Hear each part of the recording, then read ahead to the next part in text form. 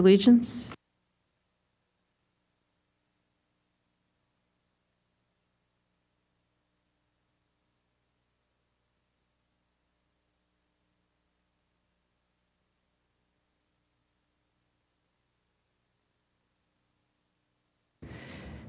And I know Dr. Donato was not able to be here tonight, Morgan.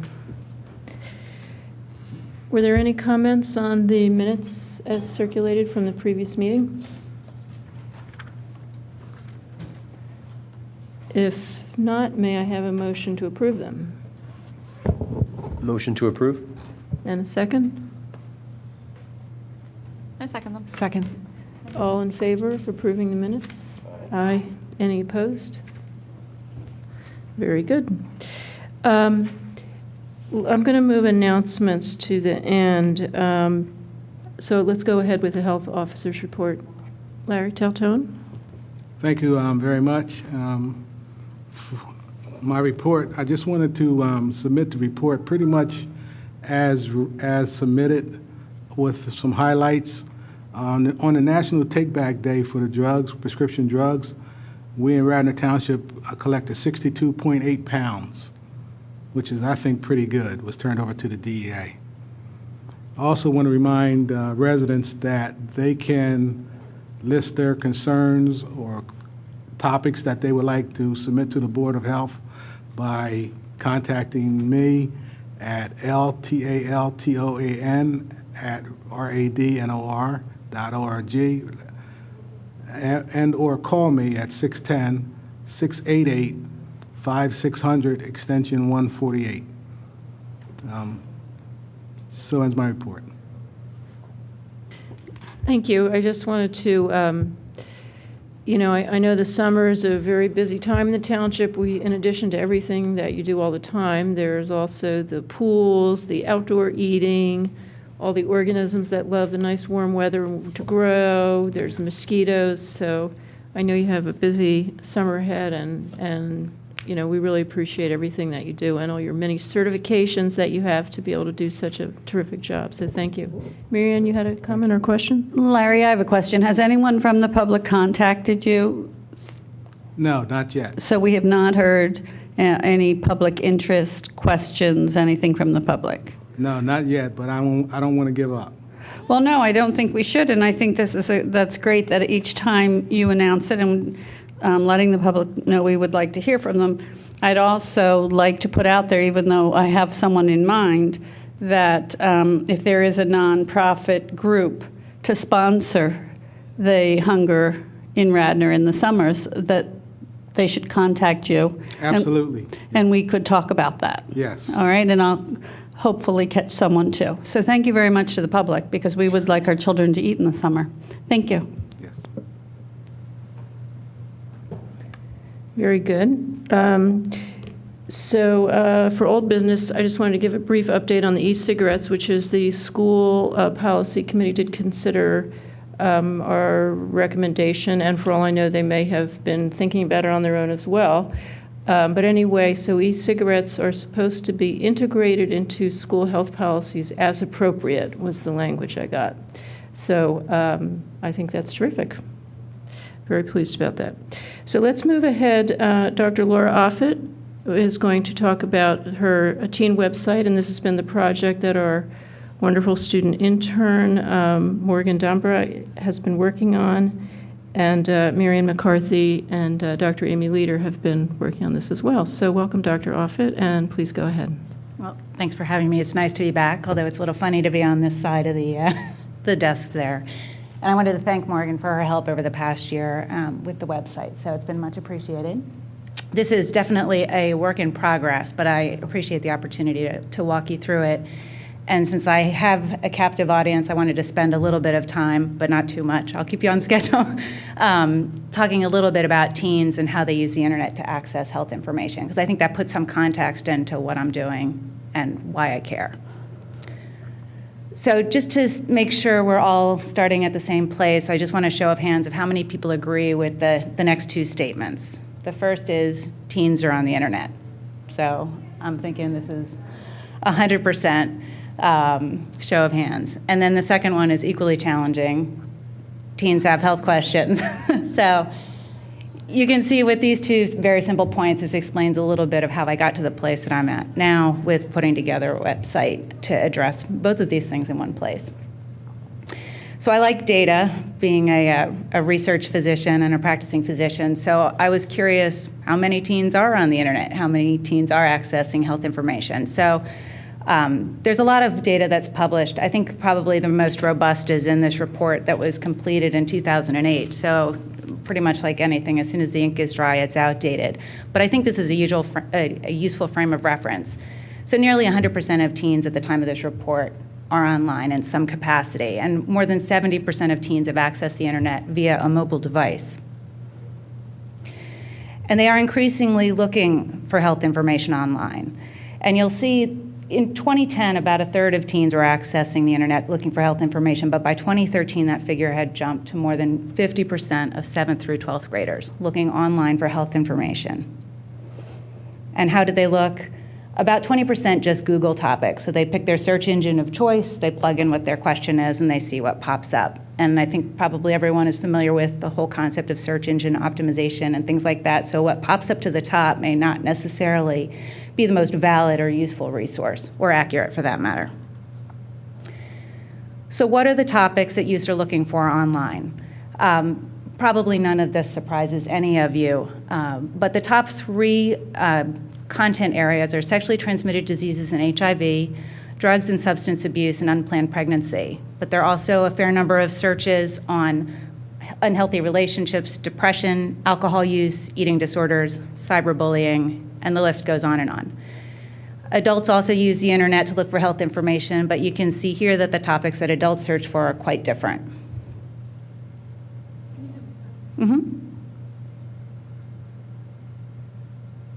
There is definitely overlap, but really it's the prioritization, like the topics of interest differ more between the youths and the adults. All right. I think one really interesting point to take home is youth don't simply want to receive information, they want to interact with their information. And I keep saying they, but Morgan, if I say something that needs correction from a youth perspective, please jump in, because I hated that when I was a teen. I'd be right there, and they'd be going, teens this and they that. So, but I think this is a really interesting point, because there are a lot of tools that are didactics or lectures or textbooks, something telling you what to do. But there's a lot of interest in talking about concerns, sharing concerns, and doing this with their friends and with other useful resources. And these figures, I think, are outdated by quite a bit, since this was from 2008. But I think it's a useful point to know that at that time, about 20% of kids had gone onto online confessional sites and shared their concerns and health questions with other people. And already by 2008, the more traditional sources of support, such as phone hotlines, already were beginning to wane. And not surprisingly, teens ask their friends online for health advice, and they share their health concerns. And just like we advise our friends on things that they ask us about, teens often are advising each other about health issues, and often erroneously. And no one's fault. We may give bad advice to our friends too, in topics that we're not that familiar with. So it probably comes as no surprise that teens and many adults as well really don't know where to look online for health information. So this report had a couple of conclusions that I thought were really interesting, but two that I did want to call everyone's attention to. Is the first one, that social networking websites present a good opportunity for health promotion among youth. And I read this after I had already kind of launched what I'm doing here, so I personally found that to be quite validating, that this could potentially be a really useful tool. The second quote that I wanted to pull out to talk about here today is, quote, "There should be health professionals present where youth already congregate. MySpace, which already is dated, Facebook and other social networking sites, quote, to integrate positive, healthy norms, critical health information, and in-person resources for youth in crisis. In other words, an informed person to talk to." So I did my own mini survey because, as I said before, I love data. So I asked people either via social media or teens that I would run into, my own kids, my kids' friends, anybody that's a captive audience. And I said, Do you search online for health information? And like all of the other things we talked about, that answer was 100%. In terms of what websites are the kids using, Google, Bing, it's a search engine. There actually are a fair number of kids that are going straight to WebMD. I thought it was interesting that I only talked with one teen who said they went straight to either teenhealth.org or kidshealth.org, and that's a tremendous resource. So I was a little bit surprised that they were not familiar with those sites, which are truly excellent. So then I asked a little bit about health class, because I was kind of curious, do you like health class? Is health class useful? What do you like about it? What don't you like about it? And there's an endless number of comments there, but they kind of fell into a couple different categories. One is, they like it because it's helpful and it's important. And I think we all agree that's a true statement. But one thing that really surprised me was I found out that not all kids have health classes. So I realized, once again, we're so fortunate here in Radnor that health classes are a required component of the education and are so important. I dug a little bit deeper because I was curious, what do you mean not all kids have health classes? Well, it turns out only 50% of states require health education in their school systems, and that's for the public school system. So private schools can even be less. Also, another recurrent theme I heard is that in terms of a lot of the education that's delivered, the data, the facts, there's a lot of emphasis placed on fear and what not to do and what awful things will happen if you do make these decisions, but less really being armed with information to make useful decisions. They didn't feel like they were being, in all settings, given information that they could use to apply to their own specific circumstance for what they think is right for them. So a picture's worth 1,000 words. And I just put this up because it was such a dramatic graphic for me to illustrate how many states don't require, this infographic is for sex ed, but it's really probably a marker for all health education. So you can see here the states that don't require sex education. So that's pretty surprising to me. But what really caught my eye is that in states where sex and HIV education are provided, does it have to be medically accurate? So I just about fell over when I saw this, and I could not believe that medical accuracy was not a requirement for health education. So that's a little bit of background in which you can kind of interpret how I built these websites to be able to fill some of the need. So what is Real Talk with Dr. Offit? What I hope that it is, and I'm trying to improve it every day, is a useful, low-key, interactive online health resource for teens. I want teens to access and think about health. I'm encouraging them to take an active role in their health. I want them to have access to topics that are of specific interest to them. In terms of what's on the sites, there's original content that I write. It's all referenced. It's all up to date. Even things that I feel like I know, just to the core of my being, I double check because things change all the time. I use a lot of government websites because there's a lot of tools that you can provide that have been validated for different topics. In addition to the original content that I write, I do content curation, which basically means if I see something float across social media or through news or some other online avenue, and I judge that to be medically accurate and useful information, I'll share that either via my blog or through a Twitter feed or other ways like that. And I feel very strongly that it remain accurate, non-biased, and relevant. So a little bit about me. This is me in a nutshell. I went to undergrad at Columbia, New York, went to med school at Northwestern in Chicago. I came to Philadelphia to do my residency at Jefferson, where I stayed on in their academic group. In that capacity, I saw patients, but I also taught students and residents. I have a long history of clinical research, drug development, medical consulting. Currently, I'm a volunteer physician at Community Volunteers in Medicine in Westchester. I'm a member of the American College of Physicians, the Society for Adolescent Health and Medicine, and I'm a mom. So those two things coming together were a lot of my inspiration for the websites. So why am I doing this? There are so many reasons that I'm doing this. I cannot put them on one slide. But I think if I had to pick one, it's actually not on this slide. It's, even though I'm not a pediatrician and I didn't have a long career in adolescent medicine, as an internist, I would see patient after patient dealing with health issues that were the result of years and years of poor medical decision making. And just last week, I saw a patient who had his first cigarette in his mid-teens, has not been able to quit. He's a sober alcoholic right now. He's been to rehab 6 times. His first rehab was when he was 20, so he started drinking in his teen years. And he knows he wants to fight this, but so much of this groundwork was laid at a time in his life when your brain is still developing, your body's still developing, your coping mechanisms are still developing. So I think really that's probably one of my biggest inspirations, that this time in kids' lives, we can make a tremendous impact, and we cannot look the other way.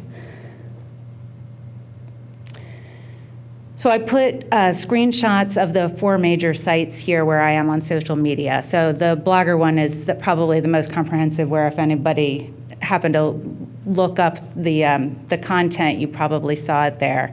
Tumblr is another social media place that's very suited for blogging, as well as sharing of images and other things like that. Twitter and Feed are more useful for short sound bites or to link back to content that's relevant and to have more of a real in-time interaction. I'm experimenting with YouTube. I'd like to get some vlogs going. I just need more hours in the day at this point, but it's been really exciting. So how does it work? I try to put up new content every few weeks. So the last topic I did was really around sports nutrition.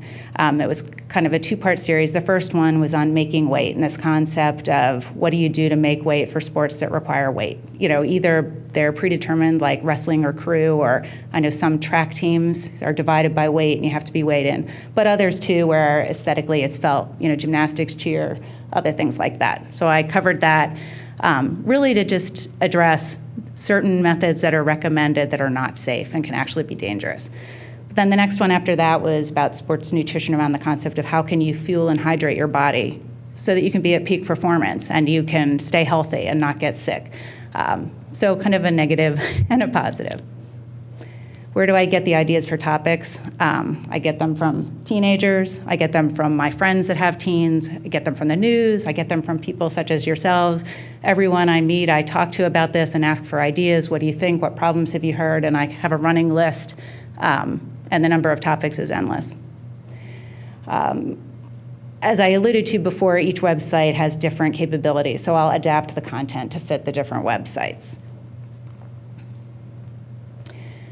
And as I mentioned before also, I am encouraging interaction with teens. I ask them to read, learn, ask, and follow. I have hashtag join the discussion on almost everything where I can fit it in.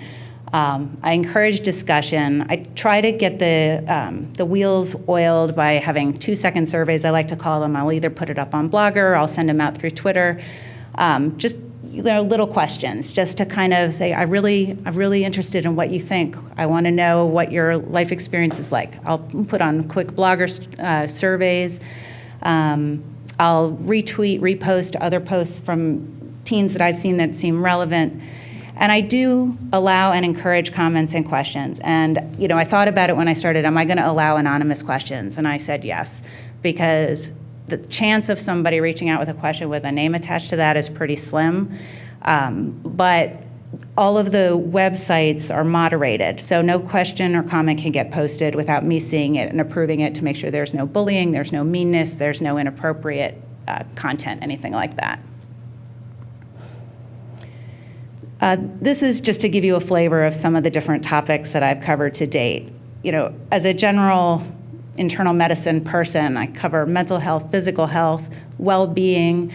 So, you know, we've talked about binge drinking, alcohol poisoning, dating abuse, smoking, electronic cigarettes, self-esteem, Molly, synthetic marijuana, a whole host of things.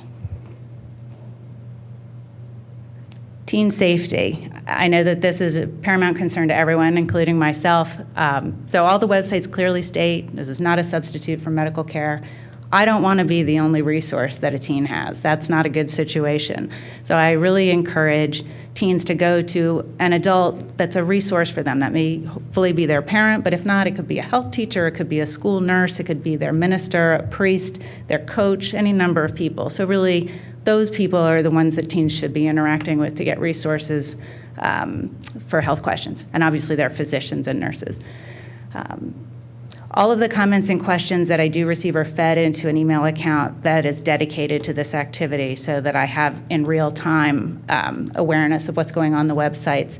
That way, say somebody has a cry for help and they're feeling suicidal, this is everyone's biggest concern and for rightful reasons, then I can have the opportunity to refer them to the National Suicide Prevention Hotline and get them to where they need to be in terms of a resource.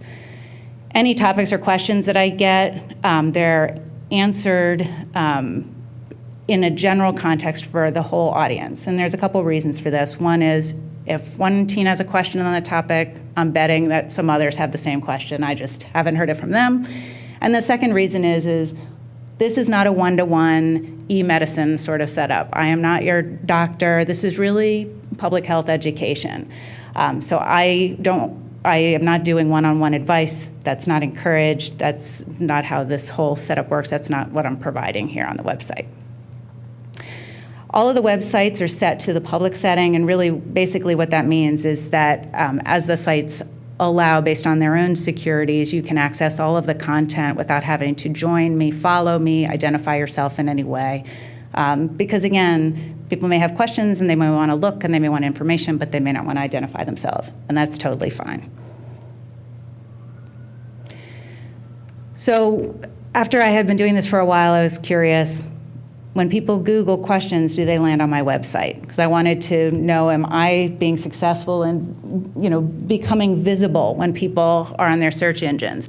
So what this is through Tumblr and Blogger, I can, to some degree, get verbatim search terms that go in through different search engines, and I can see what those verbatim search terms are that ultimately landed the person on the website. So I found this actually pretty validating that, if someone is looking up how to bulk up as a teenager, that got them to the website that post that talked about guys and body image, unrealistic body expectations for boys that has gotten crazy, not using protein supplements, don't use steroid. It gets all of those, concepts on that website.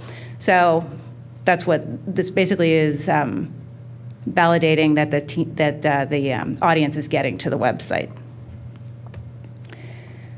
I'm fortunate to have a couple professional advisors to help me on my path. I think that many of you know Dr. Hillman. She was here for the depression panel a couple months back.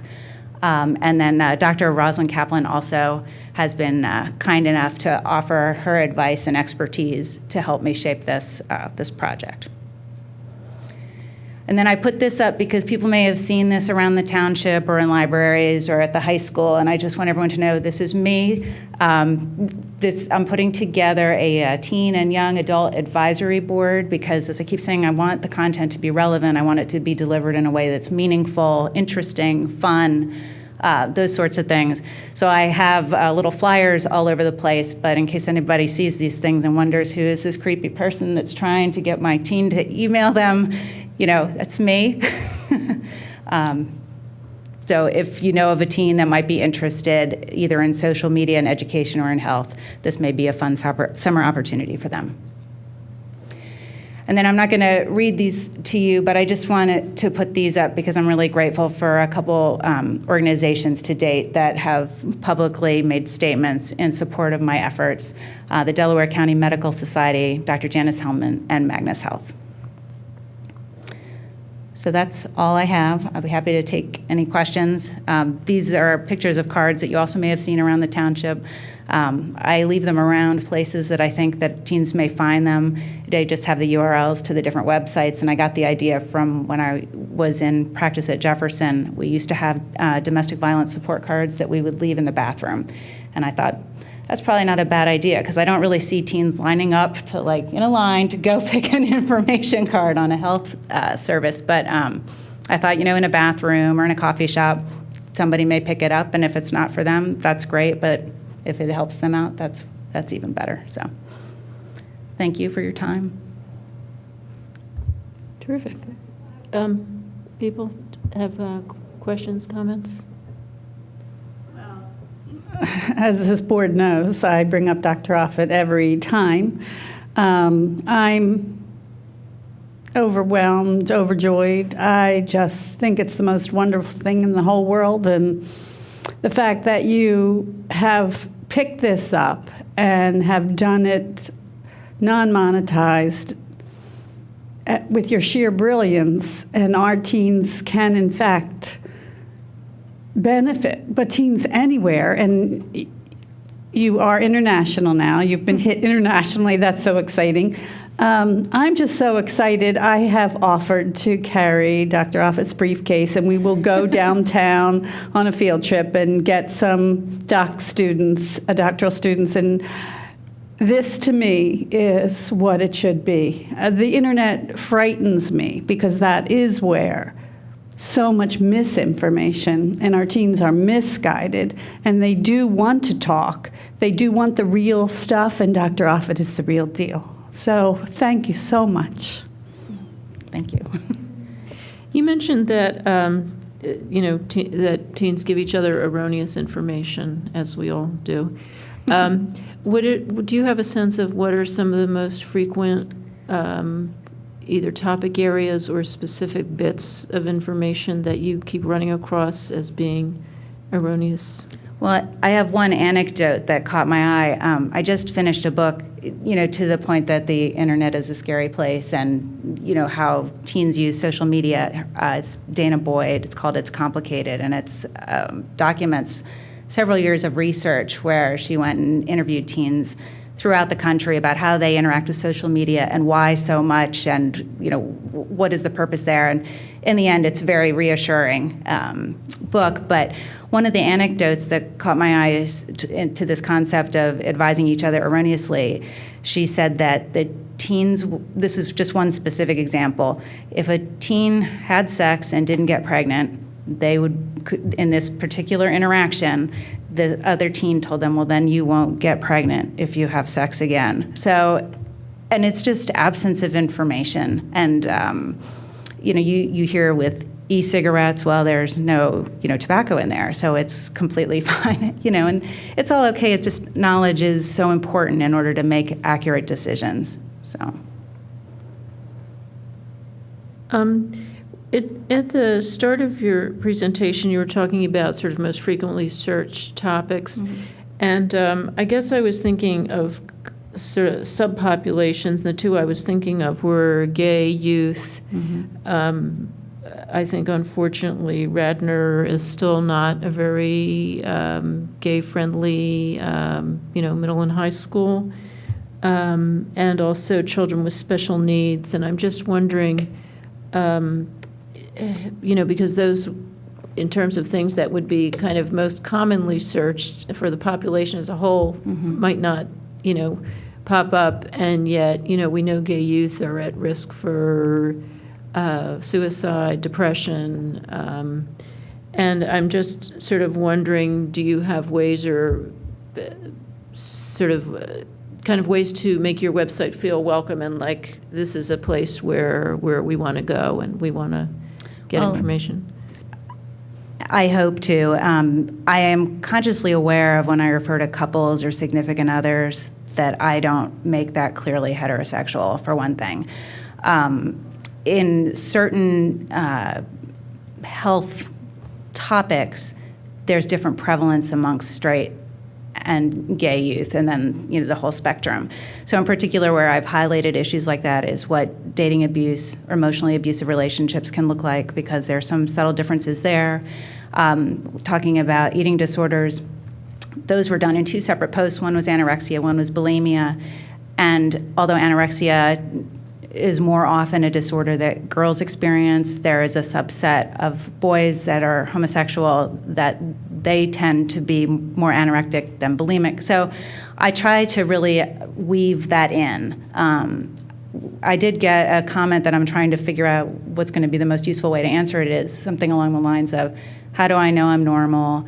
How do I not disappoint my parents? And I'm trying to read between the lines a little bit, and so I'll probably use that as a way to address, how to figure out your sexuality, how to come out. Here are some resources. There's so many good resources out there, and really just to steer kids with questions to these resources. And Just today, I was looking at teenhealth.org for this resource, and they have a really nice set of writing about sexuality and does this mean you're gay, does this not mean you're gay, those sorts of things. So I really, that's a great question because it is an all-inclusive sort of website. And so I always say that no topic is off limits. There's nothing that is a wrong question, a bad question. The more questions kids ask, the better. And I think that if we have a positive response and provide information, that just keeps the dialogue going. I thought it was interesting when you talked about sort of the decreased usage of phone hotlines, and it's just one of those things I sort of hadn't put two and two together in the sense that my kids, they don't talk on the phone, they text, they never talk on the phone unless it's one of their parents calling them. And I just hadn't put that together with, oh yeah, so they're not going to call a hotline for anything because they never talk on the phone.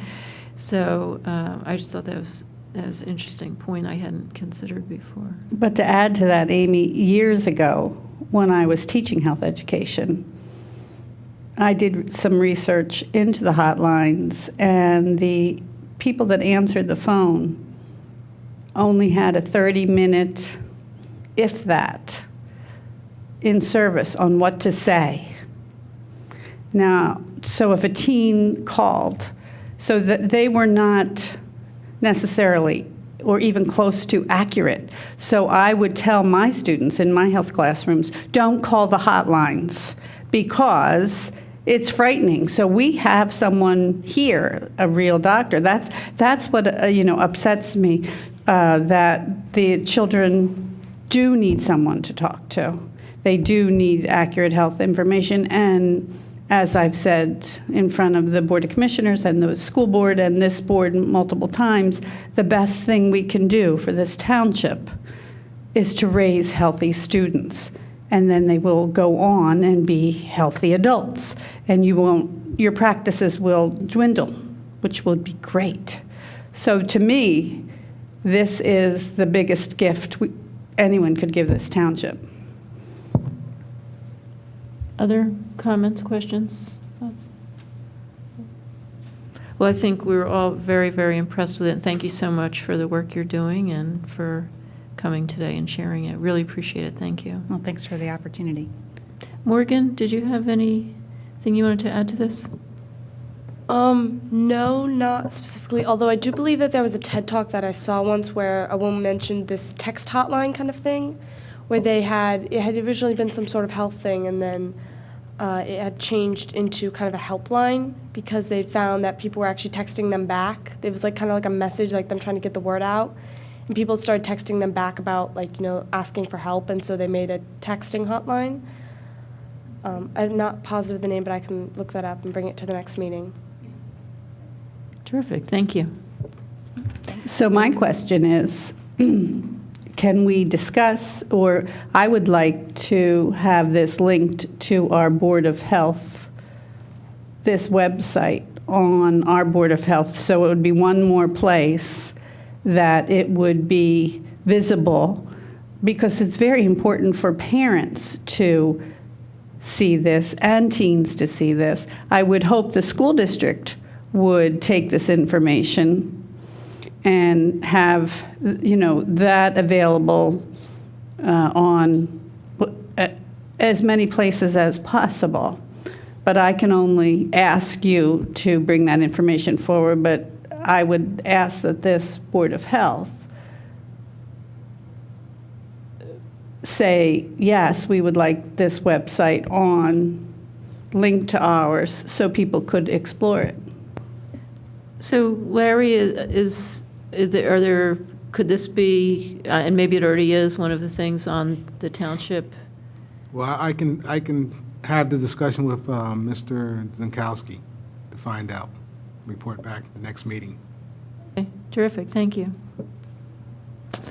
Okay, moving on to concussions. Dr. Foreman? Our very own Dr. Andrew Foreman is going to talk about concussions. I did try and find out what our current policies are about concussions in the schools, and I did find out that I was at an event with one of the school nurses from the Radnor High School, and she said there is a uniform pre-testing policy for all sports in the Radnor Public High School. Although once there is either a head bump or a fall or a diagnosed concussion, there then is no uniform policy because it's up to the child's physician. There's a policy that there has to be clearance from the physician, but because it's felt that it varies so much from person to person, there isn't a uniform policy across sports. And then other than that, policies can vary by individual school and by individual sport within the school. So that's just some background. Dr. Foreman? Well, just a brief presentation on concussions, just something, an important topic that I think involves obviously the health of our youth and adults. Concussions are also called mild traumatic brain injuries. This is just a quick little video to explain what a concussion is. I think it's a little bit unclear to some people what exactly a concussion means. A concussion would be a contra coup injury, which means an injury that the brain, which is floating inside your skull, actually contacts the inside of your skull, and then in the other direction, no. So it contacts the front of your skull and then the back of your skull in a motion here when your skull hits the ground or any surface. And it doesn't necessarily have to lead to any obvious injury that you would see to the skull or to the brain. And that's why these injuries are so difficult to diagnose and figure out and all that stuff. Oops. Don't want that. Stop. Okay. There we go.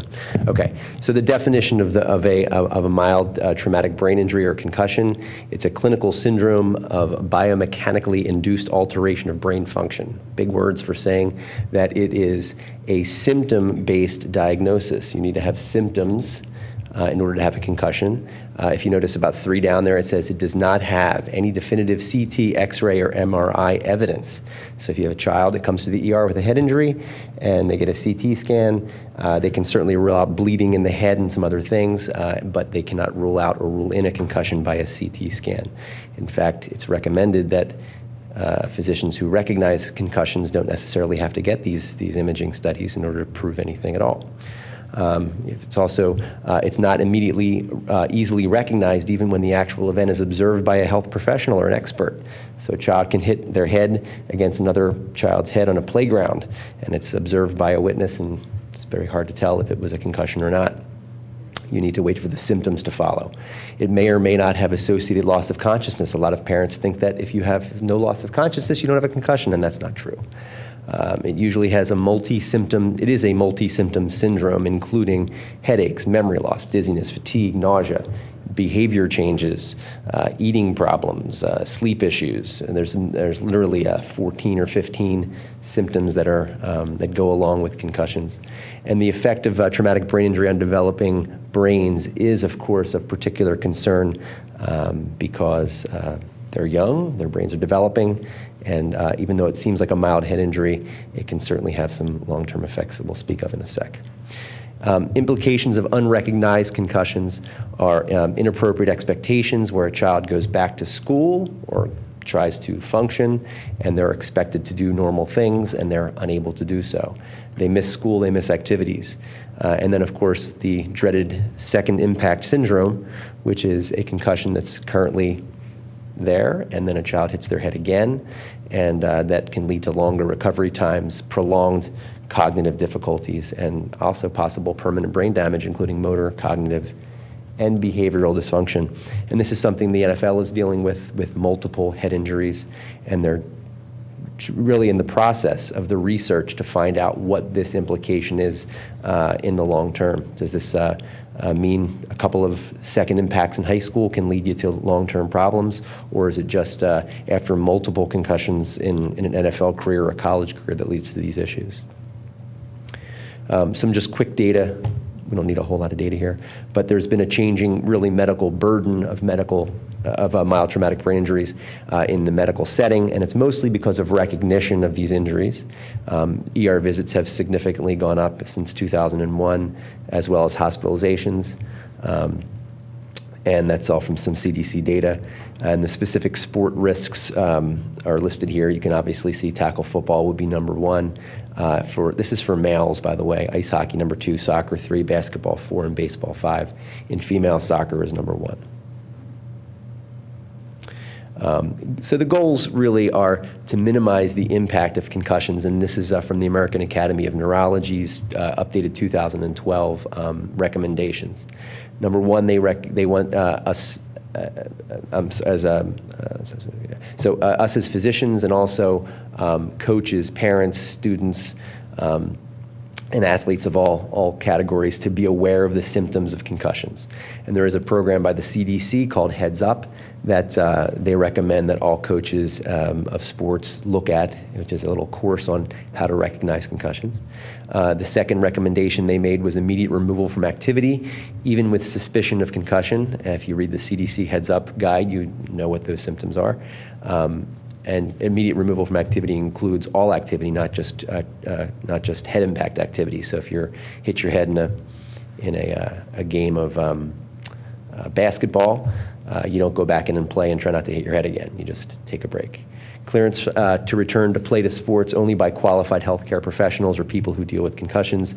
And their fourth and an important one for us as the Board of Health is a strong recommendation for state and local policymakers to implicate regulations to reach the above goals. And I think it's 44 or 45 out of 50 states have policies for their collegiate and their high school sports for concussions. So Pennsylvania currently is the Senate Bill 200, which passed in July of 2012, which basically mandates all of those American Academy of Neurology recommendations. So the law specifically states that the state has to provide educational materials to parents, students, and athletes and coaches.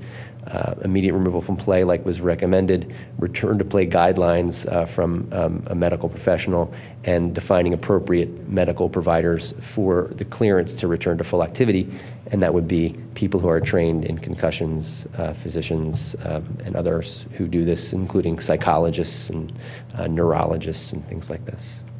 Okay, so we know that as Amy said, the schools have policies on this.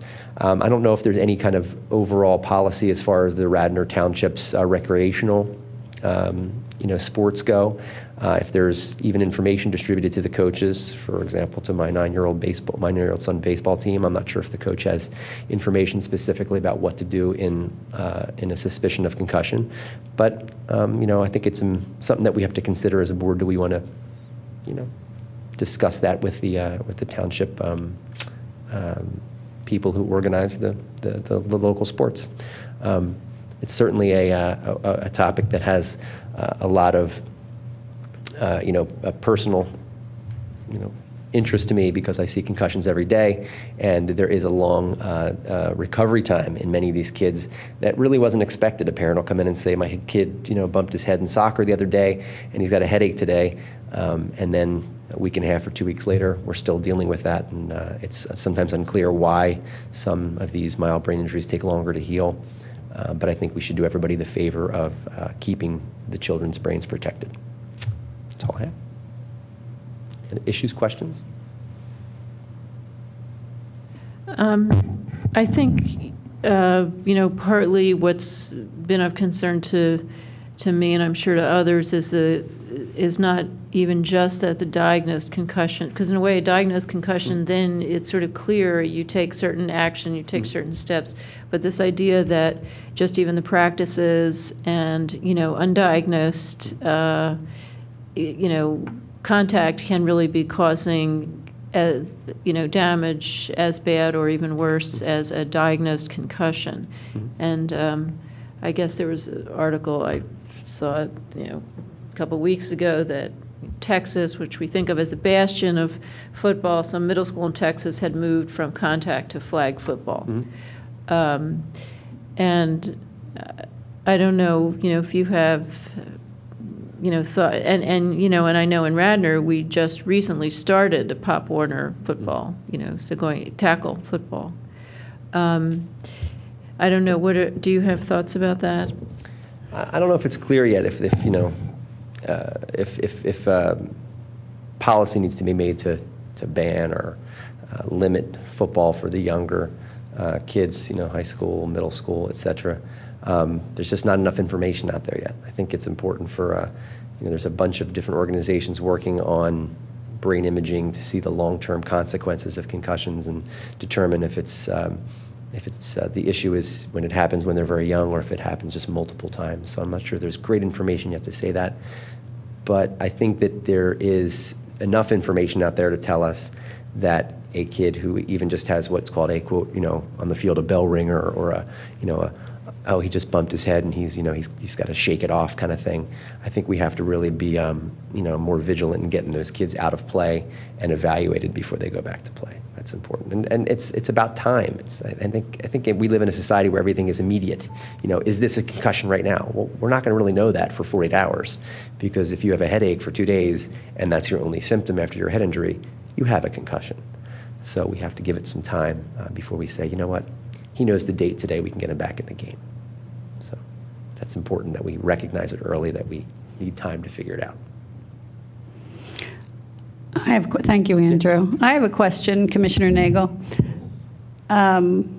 Understanding that all the coaches are volunteers for all the different recreational activities, in my humble opinion, it would be a waste of all this information if at some level this wasn't shared and somehow in order to protect these heads that are running around on our little bodies, that something wasn't done to. So I would greatly appreciate if that was brought up and, if they want to coach, and we're very grateful that mothers and fathers give up their time, but we want our children to be safe and, an hour of whatever they need, whether it be a CPR and viewing this slide in a discussion and understanding protocol, et cetera. To me, you have 8 and 9-year-old kids running around getting clocked, which is what they do because half the times they run into each other. And am I right? I watched it. My kids are old enough. I watched that. So can you bring that up? I'll have the discussion first with Tammy Cohen about what the requirements are, and then if there are none, we can explore meeting with some of the, like the Radnor Athletic Association, which is the umbrella organization, about whether there's something we can do there or what are we doing there. That'd be great. Thanks. Awesome. Thanks. I just wanted to ask you one other thing. You're thinking about this over the last month. Mm-hmm. Did you come up with things other than the type of thing that Marianne was just good enough to bring up that you feel like as a board we should be specific actions we should take or a piece of information that we should find out? Well, there is these recommendations from the American Academy of Neurology have been echoed by American Academy of Pediatrics and also by the CDC. So it's really some basic information. I think that we should, sort of recommend that basic information be given to the coaches so they know, and this is not rocket science. They know to take the kid out of the game. They know to recognize that it's not going to be something they can diagnose in the field, and that's not their responsibility. Their responsibility is simply to make sure the kid is safe, get him out of play, and let a professional make the decision and let time take its course. And there are good handouts and information packets for coaches that are readily available. The CDC's website on concussions is wonderful. So it wouldn't be a hard thing to do, but I think something the board could do would be to be a little bit more on the proactive side and make the recommendation if there's nothing going on currently in the Radnor Township sports leagues, which I appreciate Commissioner Nagel asking about. Terrific. Thank you. Thanks very much for taking the time to prepare that. Appreciate it. But you're not done yet because you're also going to talk about proper removal of ticks. Okay. I can talk from my seat on that if that's okay. I hate standing up. So just, there is a slide, and I wish I had it with me. The proper removal of a tick from a human. I know Len was going to talk about dogs, but he said it's similar, or from animals. But the goal on tick removal is to remove the tick the closest to the skin surface that you can, and the device that you use, usually a tweezer, which would be the best thing to use, although I've seen it used with fingernails, is supposed to be parallel to the skin surface, so coming in kind of this, if there's anybody who sees that, and trying to get it as close to the skin surface because you're supposed to be as close to the mouthpiece as possible, and remove the tick by providing gentle traction just up from the skin, and holding that traction instead of pulling very hard will sometimes allow the ticks to relax their jaw muscles and release from the skin without tearing anything, without tearing skin, and without tearing mouth parts. Oftentimes I'm asked by patients after they've done that and there's still pieces left in the skin, where do I get this removed? Should I come in the office to get that removed? And the answer truly is you don't need to do that. And very similar to a splinter, this will eventually work its way out of the skin. A warm soak or compress can help that go faster. There's no evidence to show that if you remove the tick and mouth parts are left in, that there's more risk of Lyme disease or anything like this.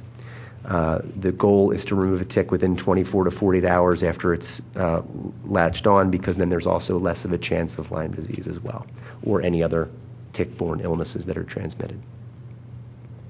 And how about burning the tick or putting Vaseline on the tick? None of those things are really recommended. Burning, alcohol, Vaseline, gosh, I've heard of many other ones. None of those really help, and they actually can damage your skin more and make more of an injury. So the goal really is removal by closest to the mouth parts as you can, which is closest to the skin surface, and a straight up from the skin traction until the tick releases. If a tick is buried under the skin or burrowed under the skin and there's no way to get to it, that would be more of something the medical person could work on, rather than digging it yourself. Terrific, thank you. So let's go to new business, and I know, Linda, you had something. Yes, thank you. I wanted to bring up the issue of the Stormwater Management Board, and I know Commissioner Nagel's been involved in that.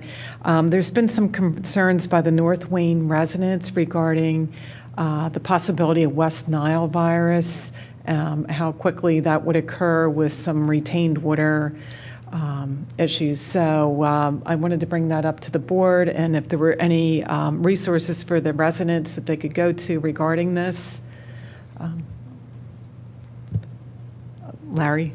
Well, the design, as I remember it, is it's not a wet basin. It's only wet after storms for a period of time, which we have many of around the township. And insofar as West Nile, Larry is our resident expert. And I understand there's actually been a confirmed case in Delaware County. I don't know if there's been one as of yet. Or is it just the mosquito that was confirmed? Yeah, there are mosquitoes within the township that does carry the West Nile virus. I think it's important to know that not all mosquitoes carry the virus. I think the one that we have here that's most likely to carry it is the Colex piping, that species. But the program, what happens is the county intercommunity health with Penn State Extension do trapping of mosquitoes. And once they do the trapping, they count the number of mosquitoes in that trap that have the potential to carry the West Nile virus, and they test them. And when they have this, they know that they have a certain number of mosquitoes that carry the West Nile virus, then they spray. But that program is just getting started. So we will be checking for West Nile virus in the township. The program is just getting underway. Okay, thank you very much for that clarification. Thank you. I'm just going to move to announcements, and I have two announcements. One is just a reminder about the distracted driving program tomorrow, 7 p.m. at the high school auditorium. I'm planning on going to that, so I can report on that.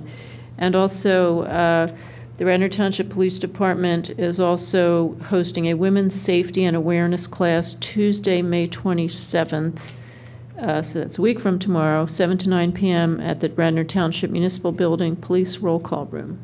Wherever, I guess that's somewhere around here. And for both of these, pre-registration is required with Marianne Donnelly, MDONNELLY @radnor.org, or by calling 610-688-5600, extension 157. I'm sure, if you just call the general Radnor Township number, you could get Marianne Donnelly's information or information about where to register for those. Other announcements? Public participation? Is there anything you wanted to? No, I just did want to say that about 50 Radnor residents did attend the Delaware County Suicide Walk Run on May 3rd, I believe it was. Commissioner Schaefer and a group, and her daughter had a group, and it was a fundraiser for that group. We don't know what they made, but we're very proud of everyone from Radnor that supported this. So the mental health walk continues. Terrific. Thank you, Marianne. So our next meeting will be our last meeting before the summer break.